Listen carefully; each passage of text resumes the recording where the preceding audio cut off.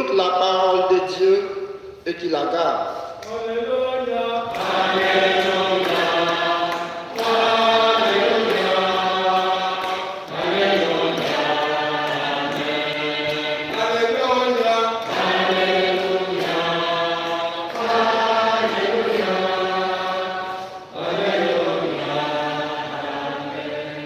Le Seigneur soit avec vous.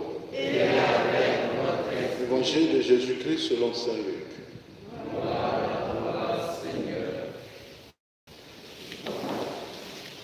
En ce temps-là, quand Jésus était en train de parler, une femme éleva la voix au milieu de la foule pour lui dire « Heureuse la mère qui t'a porté en elle et dont les seins t'ont nourri. » Alors, Jésus lui déclara « Heureux plutôt ceux qui écoutent la parole de Dieu et qui la gardent. »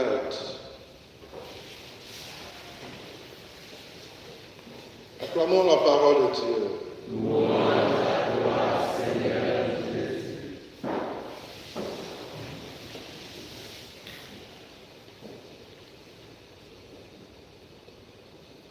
Chers frères et sœurs, Jésus est tellement doux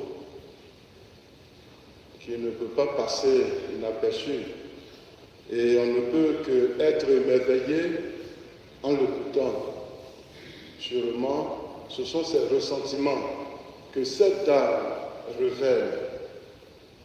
Heureuse celle qui t'a porté dans ses entrailles et nourri de son lait. Si nous étions à la place de cette femme, nous allons nous aussi réagir de la même manière. Mais Jésus veut nous amener plus loin. Jésus veut que nous puissions dépasser tout ce qui est pensée, passionnée ou émerveillée. Heureux ceux qui écoutent la parole de Dieu et qui la mettent en pratique.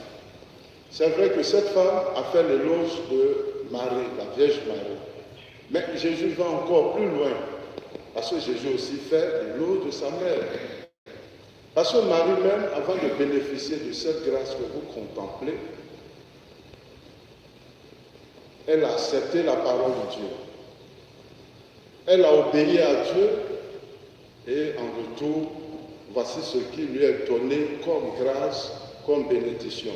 En d'autres manières, c'est la réponse de Jésus. Donc Jésus nous ramène à la parole de Dieu. C'est sur la parole de Dieu que nous puissions nous émerveiller. Nous devons être des passionnés de l'évangile, de la parole de Dieu. C'est la pensée de Jésus.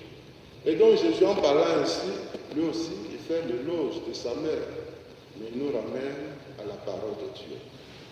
Il y a beaucoup qui sont attachés, par exemple, à des icônes.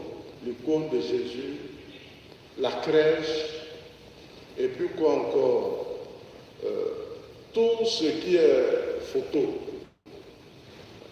Ils ont une très grande spiritualité.